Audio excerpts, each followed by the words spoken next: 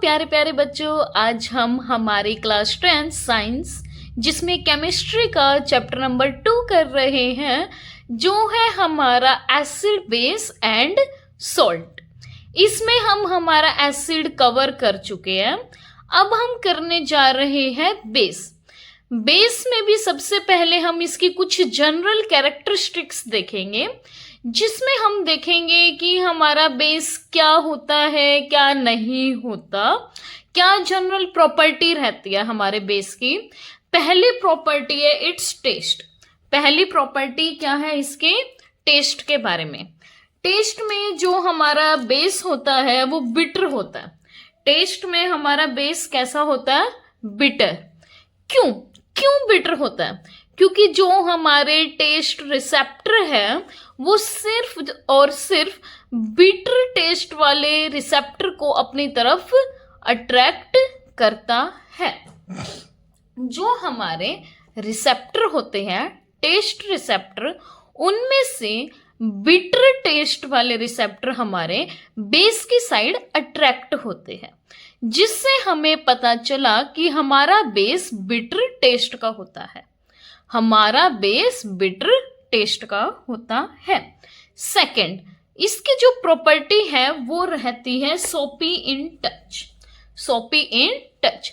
जैसे ही आप बेस को अपने फिंगर्स के ऊपर, अपने फिंगर्स के टिप के ऊपर पुट करोगे, उसको थोड़ा सा रब करोगे, आपको सोपी टच आएगा। ऐसा क्यों? ऐसा क्यों? सोपी आया और साथ में स्लिपरी टच फील हुआ, ऐसा क्यों? क्योंकि जो बेस है वो हमने हमारी स्किन के ऊपर पुट किया। हमारी स्किन में ऑयल होता है, फैट होता है, जिसके साथ हम अपने बेस की क्या करवा रहे हैं? रिएक्शन। क्या करवा रहे हैं? Reaction by rubbing. ठीक है, जिसके कारण हमें कैसा फील होता है? स्लिपरी। कैसा फील आता है? स्लिपरी। ठीक है, जब भी हमारा बेस हमारी स्किन में प्रेजेंट फैटी ऑयल के साथ रिएक्ट करेगा, हमें स्लिपरी फील होएगा। यहां से हमें पता चला जो हमारा बेस है वो सोपी एंड स्लिपरी इन टच रहता है। सोपी एंड स्लिपरी इन टच रहता है।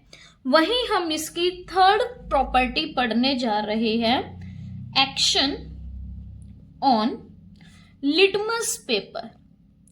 Action on litmus paper means जब हमारा बेस लिटमस पेपर के साथ रिएक्शन करता है तब वो कौन से कलर से इंडिकेट करता है? जब हमारा बेस लिटमस पेपर के साथ रिएक्ट करेगा तो वो रेड लिटमस से टर्न हो जाएगा ब्लू लिटमस में, और वहीं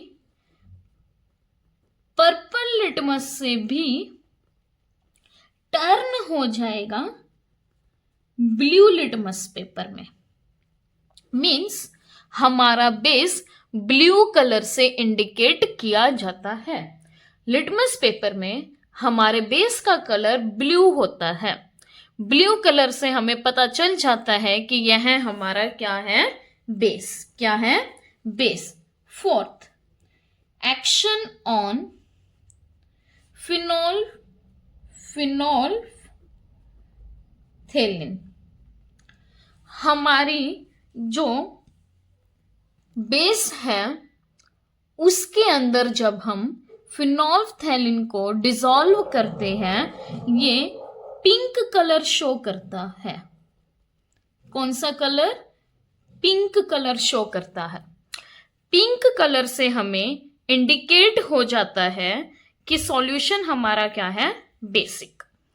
अगर हमें हमारा सॉल्यूशन पता करना है एसिडिक है या बेसिक है, उसमें हम हमारे इंडिकेटर को यूज करते हैं।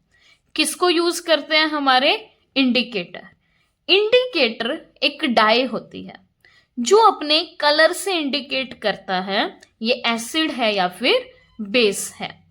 अगर हमारा इंडिकेटर, जिसमें हम लिटमस पेपर लेते हैं, वो एक पर्पल कलर की डाई होती है। अगर वो रेड कलर इंडिकेट करती है मतलब सॉल्यूशन हमारा एसिडिक नेचर का था। अगर वही हमें ब्लू कलर शो करती है मतलब हमारा सॉल्यूशन बेसिक नेचर का था। इंडिकेटर हमें हेल्प करता है एसिडिक और बेसिक सॉल्यूशन पता करने में। ठीक है, ऐसे ही हमारा फिनोल्फ्थेलिन इंडिकेटर है। ये भी हमें इंडिकेट करता है सॉल्यूशन हमारा एसिडिक है या फिर बेसिक। अगर फिनोल्फ्थेलिन अपना कलर चेंज नहीं करता मींस यह कलरलेस ही रहता है, सॉल्यूशन हमारा एसिडिक होगा। अगर यह अपना कलर पिंक कलर में चेंज कर देता है तो सॉल्यूशन तब हमारा सॉल्यूशन बेसिक नेचर का रहता है। इसमें हम फिफ्थ प्रॉपर्टी करने जा रहे हैं, कोरोसिव नेचर। जैसा कि आप सबको पता है एसिड हमारा कोरोसिव नेचर का होता है। एसिड में भी स्ट्रॉन्ग एसिड हमारा कोरोसिव नेचर का रहता है। मिनरल्स एसिड हमारे कोरोसिव नेचर के रहते हैं। वैसे और हमारा एसिटिक एसिड कोरोसिव नेचर का नहीं होता। ऑर्गेनिक एसिड्स हमारे कोरोसिव नेचर के नहीं होते जो हमारे फूड आइटम्स में प्रेजेंट रहता है। ठीक है, ऐसे ही हमारे कुछ बेस कोरोसिव नेचर का होता है, वहीं कुछ बेस हमारा कोरोसिव नेचर का नहीं होता। इसमें भी हमारी दो कैटेगरी होती है बेस में, एक स्ट्रॉन्ग बेस और वहीं हमारा दूसरा रहता है वीक बेस। जो हमारा स्ट्रॉन्ग बेस होता है उसका कोरोसिव नेचर रहता है, वहीं हमारे वीक बेस का कोरोसिव नेचर नहीं रहता। Strong base corrosive nature is shown by strong base. For example caustic soda. For example, caustic soda. For example, what? Caustic soda. Caustic soda हमारा होता है सोडियम हाइड्रोक्साइड। Sodium hydroxide. वही हमारा second रहता है caustic potash. Caustic potash होता है हमारा पोटेशियम हाइड्रोक्साइड। पोटेशियम हाइड्रोक्साइड, यह दोनों हमारे काफी स्ट्रॉन्ग बेस होते हैं। इनका स्ट्रॉन्ग बेसिक नेचर रहने के कारण यह हमारे स्किन पर अगर गिर जाता है तो हमारी स्किन को यह बर्न कर देता है। ठीक है, स्ट्रॉन्ग बेसिक होने के कारण इनका कोरोसिव नेचर रहता है जिससे यह हमारी स्किन को जला सकता है। इवन अगर यह बेस आपके कपड़े पर भी गिर जाता है तो आपका कपड़ा वहीं पर जल जाएगा। ओके, इसलिए आपको बेटा एडवाइस दी जाती है कभी भी आप एसिड हो या बेस हो टेस्ट कर कर कभी भी मत पहचानना कि ये स्ट्रॉन्ग है, वीक है, बिटर है या सोर है। नहीं, इसके लिए आप इंडिकेटर यूज करना। ठीक है, और इसके बाद भी आपका यूनिवर्सल इंडिकेटर भी रहेगा और वहीं आपका पीएच स्केल भी रहेगा, वो हम आगे पढ़ेंगे। ओके, इसमें बेटा जी हमारी सिक्स्थ प्रॉपर्टी रहेगी conduction on electricity. Conduction on electricity.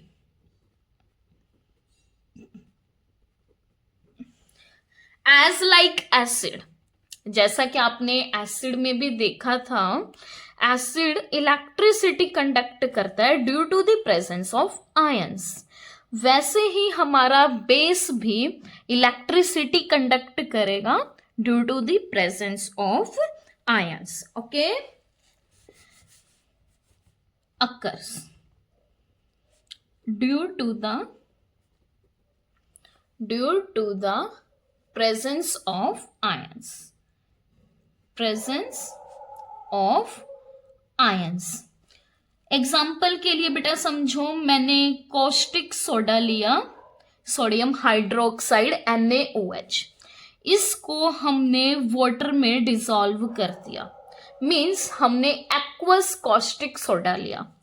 जैसे ही यह वाटर के साथ रिएक्ट करेगा, हमें Na पॉजिटिव और OH नेगेटिव आयंस मिल जाएंगे। Na पॉजिटिव और OH नेगेटिव आयंस के मिलने के कारण यहाँ पर इलेक्ट्रिसिटी कंडक्ट होएगी। क्यों? क्योंकि यहाँ पर इलेक्ट्रॉन्स का लॉस हो रहा है, इलेक्ट्रॉन्स का गेन भी हो रहा है। फ्री इलेक्ट्रॉन्स इजीली मूव कर पा रहे हैं, जिसके कारण यहाँ क्या कंडक्ट हो रही है? इलेक्ट्रिसिटी। क्या कंडक्ट हो रही है? इलेक्ट्रिसिटी। वह सब थी हमारी बेस की फिजिकल प्रॉपर्टी। हम बेस की प्रॉपर्टीज के बारे में बात कर रहे थे। प्रॉपर्टी हमारी दो तरह की होती है। बेस की प्रॉपर्टी की बात कर रहे थे। प्रॉपर्टी हमारे कितनी तरह की होती है? दो। एक फिजिकल प्रॉपर्टी, वहीं सेकंड हमारी रहती है केमिकल प्रॉपर्टी। सेकंड हमारी क्या रहती है? Chemical property. यह 6 जो हमने बात की है, test, soapy touch means touch में कैसा होता है, इंडिकेटर के साथ कैसा कलर शो से इंडिकेट करता है, corrosive नेचर, इलेक्ट्रिसिटी को कंडक्ट करता है या फिर नहीं करता, यह 6 की 6 हमारी फिजिकल प्रॉपर्टी थी। अब हम बात करेंगे रिगार्डिंग केमिकल प्रॉपर्टीज। अब हम किसकी बात करेंगे? Chemical property.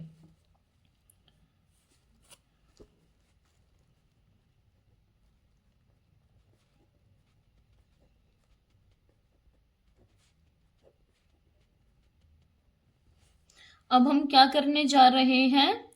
Chemical property of a base. अब हम किसके बारे में बात करने जा रहे हैं बच्चा? केमिकल प्रॉपर्टी किसकी? बेस की। सबसे पहली हमारी रहेगी रिएक्शन विद एसिड। सबसे पहले हमारी क्या रहेगी? Reaction with acid. जैसा कि आपको पता है, हमने एसिड के साथ भी देखी है। एसिड जब बेस के साथ रिएक्ट करता है तब वह सॉल्ट और वाटर के फॉर्मेशन करता है, जिसको हम क्या कहते हैं? Neutralization reaction. क्या कहते हैं? Neutralization reaction. So it is also known as neutralization reaction. Now we will take an example. Okay, example for neutralization reaction is caustic soda reacts with dilute sulfuric acid gives what? Salt and water. अब हम इसकी simple equation देखते हैं। Caustic soda क्या होता है? NaOH। Dilute sulphuric acid क्या होता है? H2SO4। क्या होता है? H2SO4 gives salt and water. Water का क्या फॉर्मूला होता है? H2O। क्या होता है? H2O। अब आप देख सकते हो सॉल्ट के लिए, जैसा कि आपने क्लास 9th में भी सीखा हुआ है, हमें एक कैटायन की नीड होती है और एक एनायन। कैटायन हमारा मेटल होता है और वहीं एनायन हमारा पॉलीएटॉमिक आयन हो सकता है या फिर नॉन मेटल। यहाँ पर हमारा कैटायन रहेगा सोडियम और एनायनिक पार्ट रहेगा हमारा सल्फेट। तो यहाँ हमें सॉल्ट क्या मिलेगा? Sodium sulphate. क्या मिलेगा? Sodium sulphate. Okay, Na2SO4। Na2SO4। यहां मैं इनकी साइड में ब्रैकेट से इनकी स्ट्रेट को मेंशन कर रही हूं कि जो आपका कॉस्टिक सोडा है वो एक्वा स्ट्रेट का होता है, मीन्स इसको पानी के अंदर डिसॉल्व किया गया है। वही आपका हमारा जो सल्फ्यूरिक एसिड है वह डाइल्यूट नेचर का है, मीन्स उसको भी किसके अंदर डिसॉल्व किया गया, पानी। और जहां हम पानी यूज करते हैं वहां हम उसकी स्ट्रेट के लिए एक्वस यानी AQ लेकर चलते हैं, उसकी स्ट्रेट को हम AQ से रिप्रेजेंट करते हैं। और वही अब आपने दोनों में एक्वस सॉल्यूशन लिया तो आपको सॉल्ट भी किस में मिलेगा, एक्वस सॉल्यूशन। ओके, और वाटर आपका क्या रहता है, लिक्विड। क्या रहता है, लिक्विड, जिसको हम L से रिप्रेजेंट करेंगे। ठीक है, अब हम सेकंड प्रॉपर्टी देखेंगे, सेकंड केमिकल प्रॉपर्टी जो हमारी रहेगी रिएक्शन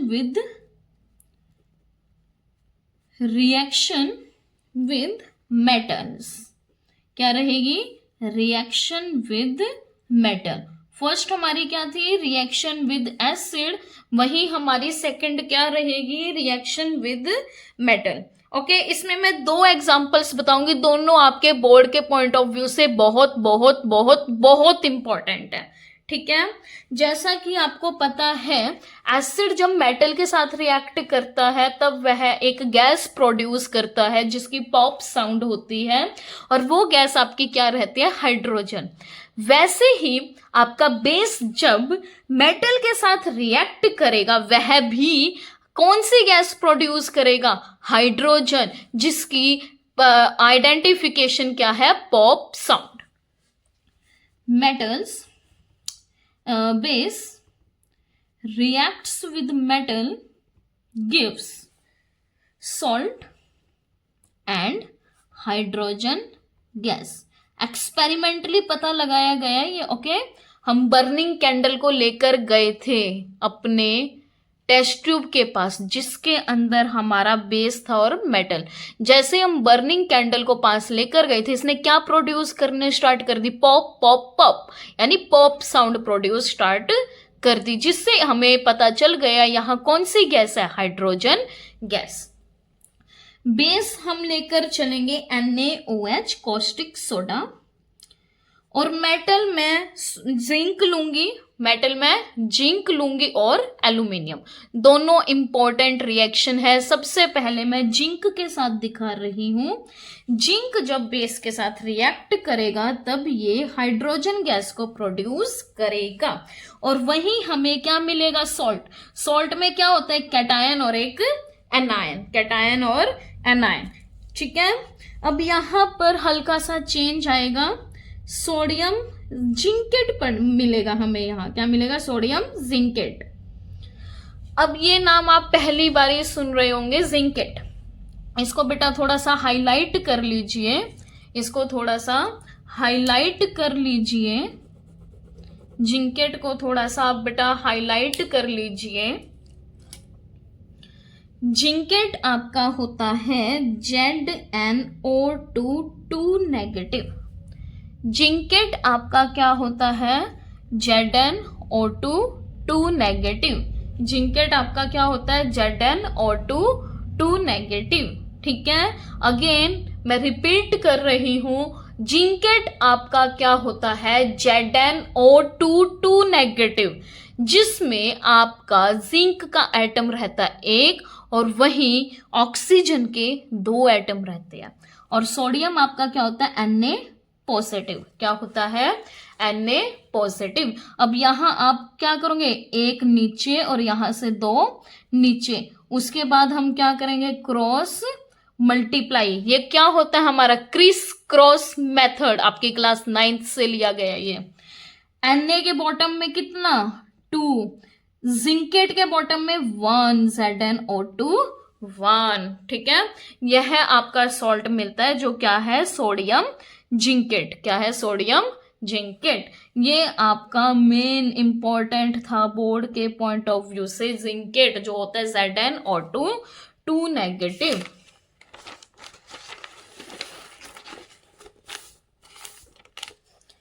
वही हम अब सेकंड एग्जांपल देखने जा रहे हैं। कौन सा, सेकंड, जिसमें हमारा बेस तो क्या रहेगा, NaOH। बेस तो हमारा क्या रहेगा, NaOH, लेकिन हमारा मेटल चेंज हो जाएगा, जो होएगा हमारा एल्यूमिनियम। जो क्या रहेगा हमारा, एल्यूमिनियम। अगेन यहाँ कौन सी गैस मिलेगी, हाइड्रोजन, कौन सी, हाइड्रोजन। लेकिन यहाँ पर हमें सॉल्ट क्या मिलेगा, सोडियम एल्यूमिनेट, क्या मिलेगा, सोडियम एल्यूमिनेट, ठीक है। Aluminate again most important, most important, इसका जनरल फॉर्मूला आपका रहता है AlO2 नेगेटिव। एल्यूमिनेट आपका क्या रहता है, AlO2 नेगेटिव। और सोडियम आपका क्या होता है, Na पॉजिटिव। यहाँ प्लस माइनस कट, तो आपका फॉर्मूला क्या बना है, NaAlO2, क्या बना है, NaAlO2।